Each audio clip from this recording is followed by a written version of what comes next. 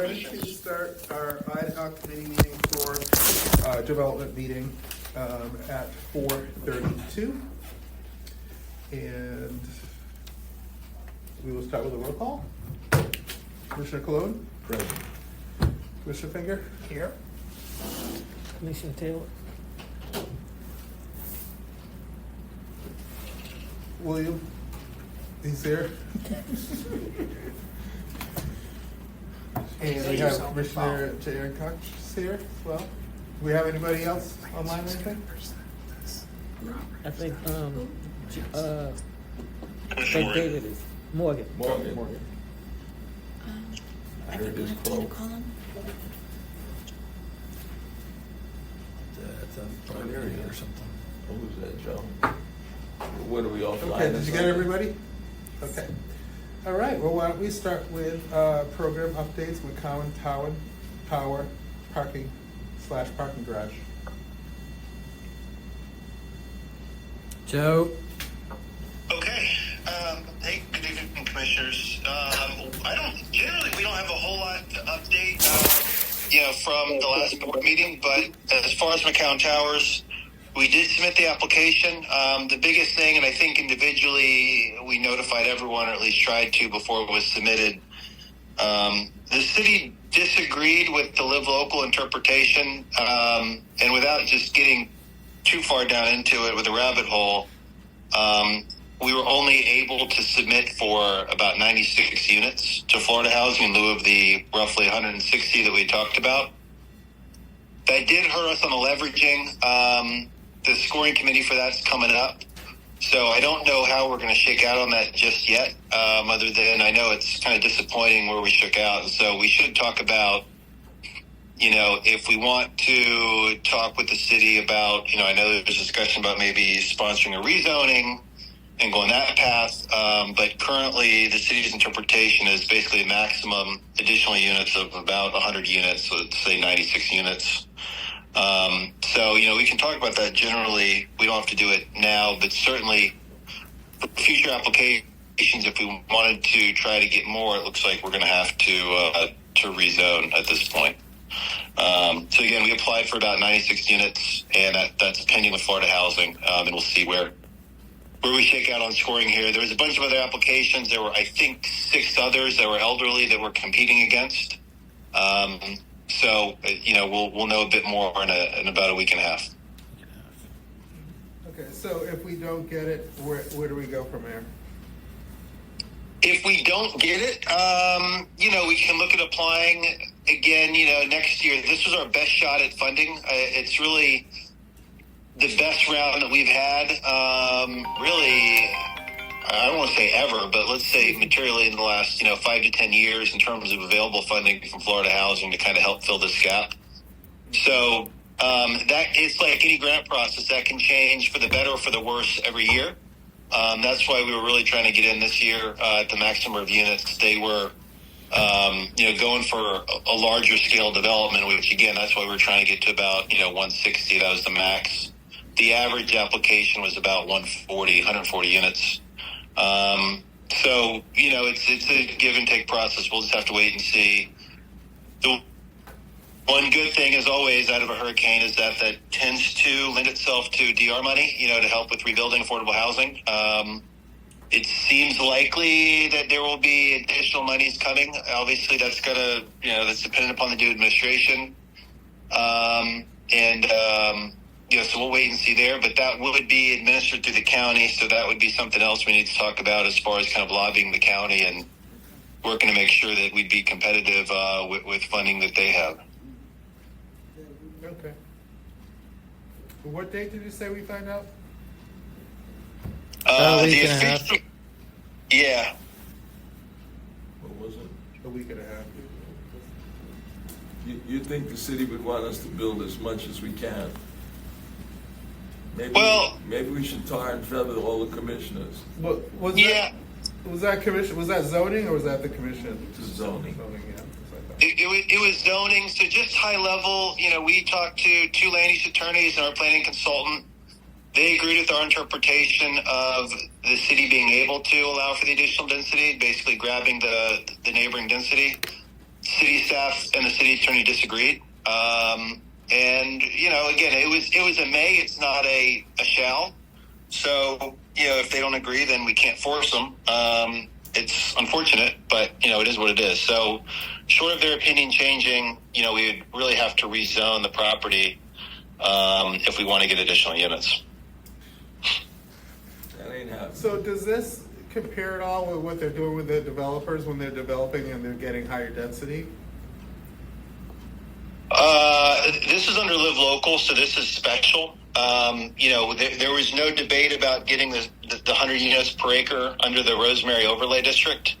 Okay. The question is, under Live Local, it gives the municipality the ability to basically pull the density from the highest multifamily zoning in their municipality. So that would be downtown core or Bayfront. So that's what we would have to pull from. Yeah, I mean, we're practically there. I mean, geez. Does that mean they're going to let us build 18 stories? We have no need to build 18 stories. I mean, we could. I believe staff's interpretation was only the density question, not that Live Local otherwise wouldn't apply. So I think under Live Local we could still go higher, but there's no need. I mean, we're not going to build 500 units, so there's no need to go 18 stories unless we want to build a 12-story parking garage, which, God, that would be $200 million. I mean, I don't think that's in the cards at all. I have a question. Okay, we're gonna. So this is like an ad hoc committee, so we're gonna hold off on questions now. Oh, we're not allowed to talk? We'll take some questions at the end. But right now, we are on these ad hoc meetings. We go throughout our agenda first. I'm not denying you questions. I'm just telling you that's the process that we go for. Okay, Cypress. Cypress, we had our first OAC meeting this morning. That's going to continue on a bi-weekly basis as we move forward towards closing. The hopeful closing is, in April, with hopefully demo starting here, in about 6 weeks. We've got the Preservation Board hearing. Again, this is in a historical district, Old Newtown is now. So we have our presentation to the Historic Review Board before we can move forward with the demo application. We submitted it. That's holding until the Preservation Board approves demolition of the site. It's not historical. We kind of went through, I don't know, most of you commissioners probably remember from Amaryllis, effectively it's the same exercise we went through for that. The building has no architectural significance. It's, blighted. It just makes no sense to preserve it. So I think that the city will be supportive. If they don't and they deny it, then we appeal it to city commission and we would go from there. But again, I think there's general support for it. So, but because it's an historic district, we have to go through this process. Unfortunately, the director of that is, Dr. Smith. He passed away unexpectedly about a month ago. Wow. Yeah, it was a surprise to everyone, at least certainly us. It's too bad. I mean, he was certainly a very passionate guy about, historic preservation. But we're on the agenda for it's next week. I don't recall the date. I think it's a week from today. I think it's next Tuesday. But we'll double check and make sure the commissioners know about it in case you want to attend. Okay. Oh, yeah. I appreciate that. Mm-hmm. Okay. How about Lost and Lemon? Loft is in a similar position. Again, really no new updates from the board meeting that we had just before the holidays. Not a lot happened between, Christmas and now. We're still on track with that. We've got final construction pricing coming in next week, just kind of final based on the plans. No real expected surprises there, but we'll see. Again, the contractor there is John Wiseman and construction.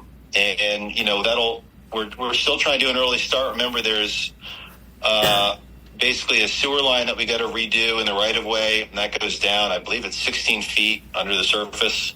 So the goal is to do that as part of an early start agreement along Lemon. It's going to take at least 6 weeks to do that portion, which will benefit not just the property. It'll benefit the whole neighborhood. So that'll be part of the undergrounding, and then we'll proceed to closing. After that, we have to shut down the early start work in order to close on the financing. That'll be sometime in the end of the second quarter of this year. But everything's moving forward. We look forward to getting that going as well. And you think the schedule is still fine? Based off of, I know they kind of give us some concessions with the. You talk about the DR money, right? Or the ARPA money? Yeah, we're on good track there. Again, we have to expend it by the end of, I believe it's 27. 26. So 26. Yeah, well, the federal guideline's 27, I think, but I understand that the county's deadline, and we'll easily hit that. We're going to use infrastructure money. Our early start will go to that first, and we could It's spend all of it tonight. The Okay. Treasury deadline is December 26th. Okay. Well, either So way, we we'll want to have spend no it problem. well before then. Yeah. Well, we're on track to spend that by July. So we're in good shape. There's no risk of losing the money. How many units did we end up with in phase 2? 100. 100. 100. Yep. Okay. All one bedrooms. Yep. You missed it. We got screwed on that one, too. I missed. I know. Oh, okay. I just like to, But Lost on Lemons is all One bedroom. all one bedrooms? I'm still feeling. Does anybody have any questions on that? If not, we can go over to Cypress Square 3. All right. Cypress Square 3, Amaryllis Phase 4. So that includes the Central Garden site. So the good news there is the litigation was dropped. I think, I don't know if the board remembers, but there was litigation challenging another application. If they were successful, it would have knocked both of us out. That was Pasco County. It was actually St. Pete Housing Authority challenging a Pasco County deal. They withdrew their application. Their suit was frivolous. They were fishing.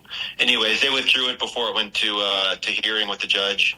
So with that, we've been invited into credit underwriting.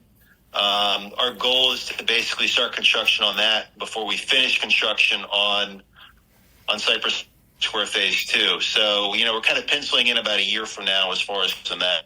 And that'll complete the campus for the courts. So good news there. And, we're excited to get that going and round out the site. So did somebody call Neil and threaten him? That's Pinellas County. That's not St. Pete. St. Pete's its own housing authority.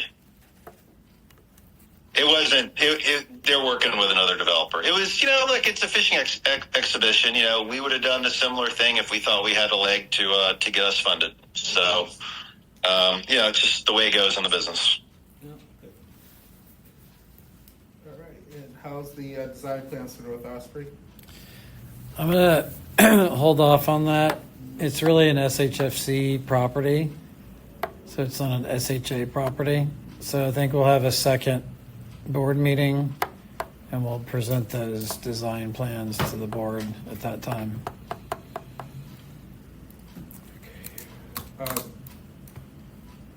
Are we looking at any future developments yet? Got a hands full now. I mean, just to talk in general about it. I know that we've kind of always talked about trying to pick up some property more down south. So, maybe after we get to a point with some of these, we start looking down Yeah. I south. agree, especially if Sarasota's city's not going to be as receptive as they were. If all we have is one commissioner on our side, that's you, it's going to be a little difficult to continue, doing properties. There might be other opportunities in the city. Okay. But it is good to kind of, help out. 'Cause, I know we do this affordable units down south too, but it'd be also nice to kind of spread our. So I have a question. How do we do that? The phase 3 is we're grouping the Central Gardens in with phase 3 of Yes. the Yep. 22nd Street project. Yes. How many units did we end up with there after 39. 39? That's still a good number. So we'll have 39 there and 61 in the land that'll be left over in the courts. after Amaryllis Park Place 3 or Cypress Phase 2. Oh, that's how we're gonna get it done? By moving? So there'll be 61 units there and 39 at Central Gardens. Okay. And that's already been funded. So 100 units to do the two. Yeah. Good.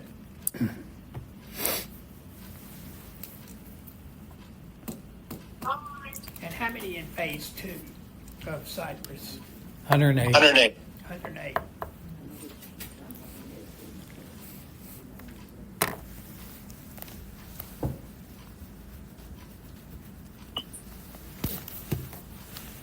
Anybody have any questions?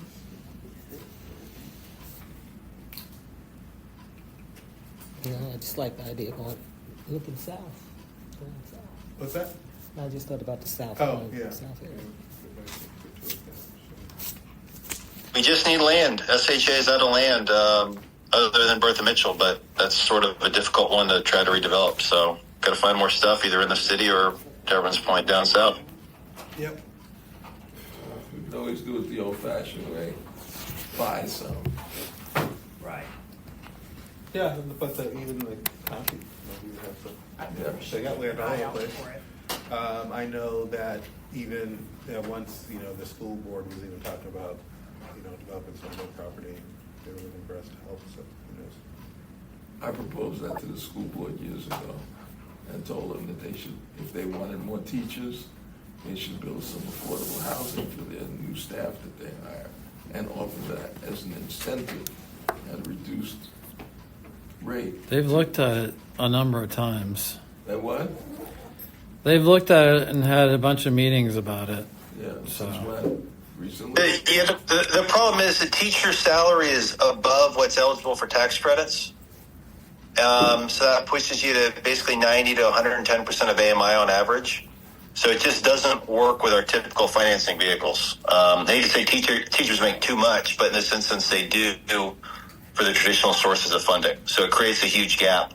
And that's, I I mean, think their some biggest challenge right now. teachers, like a single teacher who's just starting, technically would qualify, but 53,000. not, Yeah. not a lot of teachers would qualify. Right. Well, if So the you're teacher using had adjuncts two, as well, so And then that's very different. He's still a teacher, but not making the same money as That's a true. full-time. That's true. You're And right. it's a Well, cheaper the other route thing for is schools, this- so that's a popular trend. My next door neighbor's an adjunct. Hey, this is Commissioner Morgan. So it's not, you got to remember the school board just doesn't employ teachers. They also have all their support staff and janitors and, Right. Yep. you What I was know, thinking. like people driving buses and, everything else that I would, yes, probably would qualify. The other problem is, teachers aren't a protected class. So if we build something with tax credits, we can't say, hey, only teachers or school employees can live here. It has to be open to anyone that qualifies income-wise. And I know that, and I get it, right? If you're the school board, you want to limit it to just school employees. Yeah, and I Most told them federal- that. I told them that up front. Any federal funding that they could access would not allow them to limit it to school board employees. Sure. All they have to do Correct. is build on school board land. Not if they use federal money Well, they use federal money anyway for the school. for schools, not for housing. How about state funding? Is there any state funding? No, Say, just not. all you have is the little grant. It still wouldn't allow them to Yeah. limit it only to school board employees.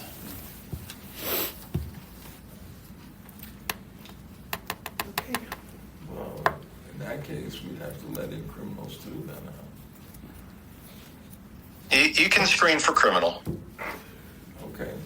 At least we but can you screen for can't. something. I mean, you just can't reasonably, block out. And again, there's some cases where the Treasury came down against it. So a simple one is targeted marketing. So let's say one was LGBT and the other one was churches.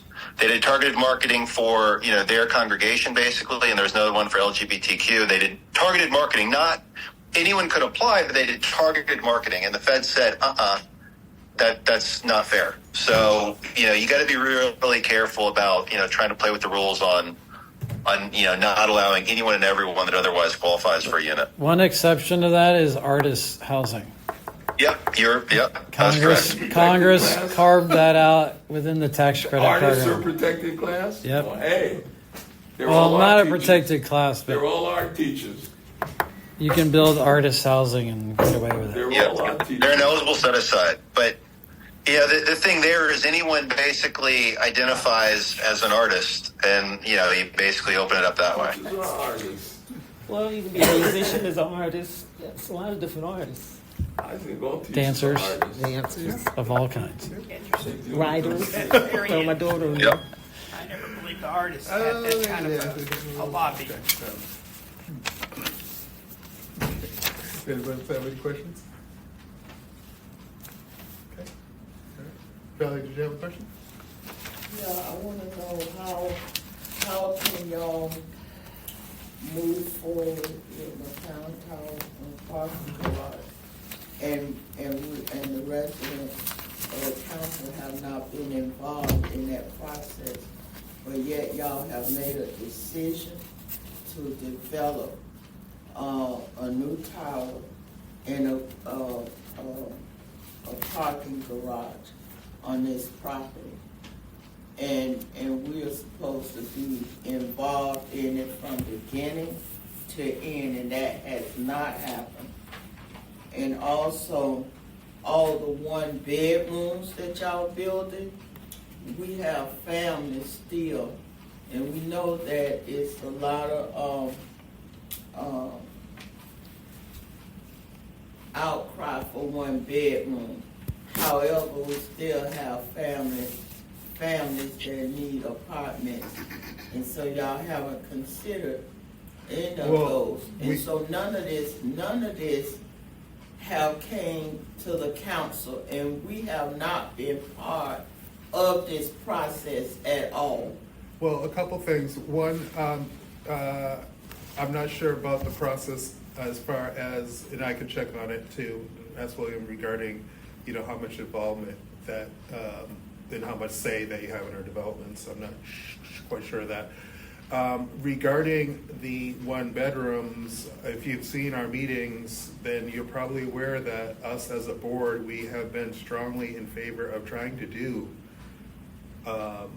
more than just one bedrooms. But this has been dictated by there's other issues that have come up.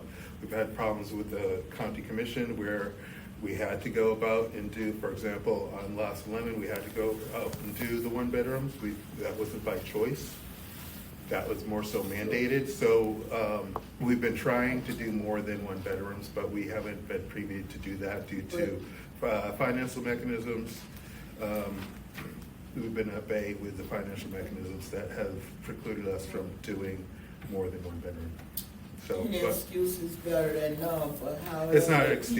people- We've been trying to do it. However, the people that we serve have families, and we are gearing toward, or rather please, outsiders rather than who we supposed to serve and Well- protect. Now, I know we need one bedroom, but we're doing more one bedroom than family units. Okay, well, we'll note down what you're saying, but as I mentioned before, us as a board have been strongly in favor of doing more than one bedrooms. If you've been at our meetings, you'd understand that because we've talked about this as a board in our meetings, that we wanted more than one bedrooms, but we've been not privy to that.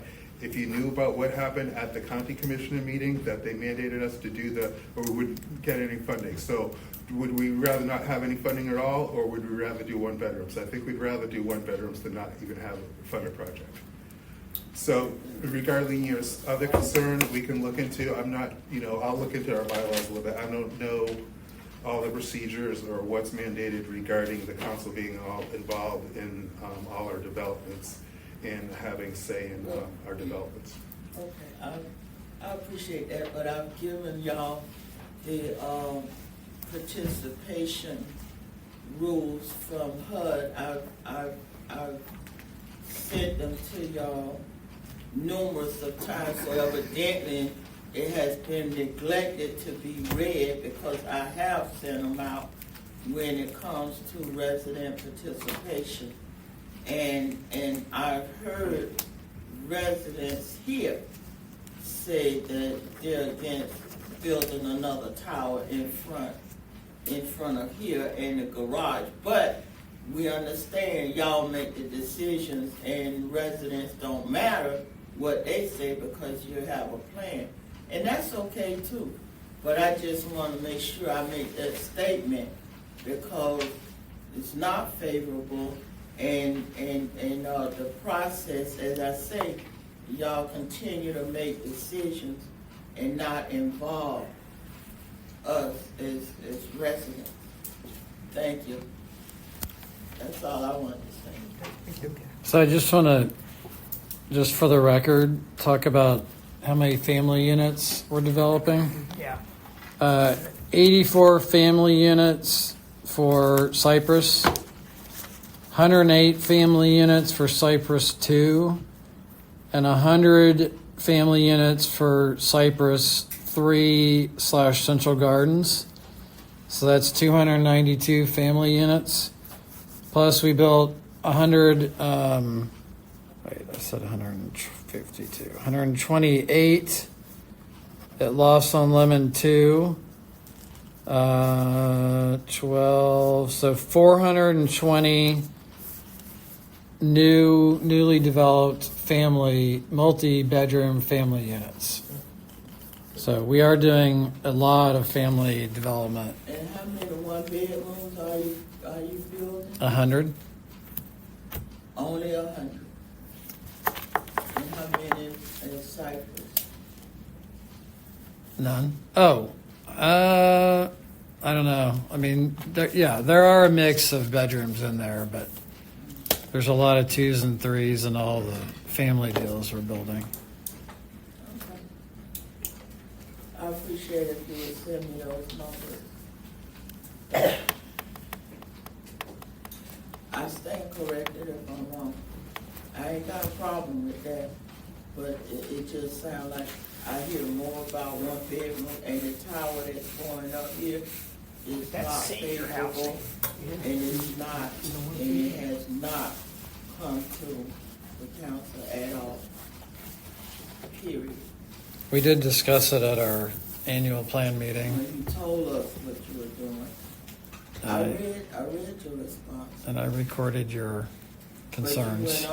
But you went on and put it, but this year I'm not doing the argument. I'm not going back and forth.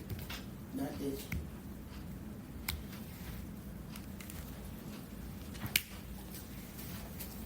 Alrighty. Any other comments? All right, we'll adjourn the meeting at 5 o'clock. Okay, you're good. All right, thanks.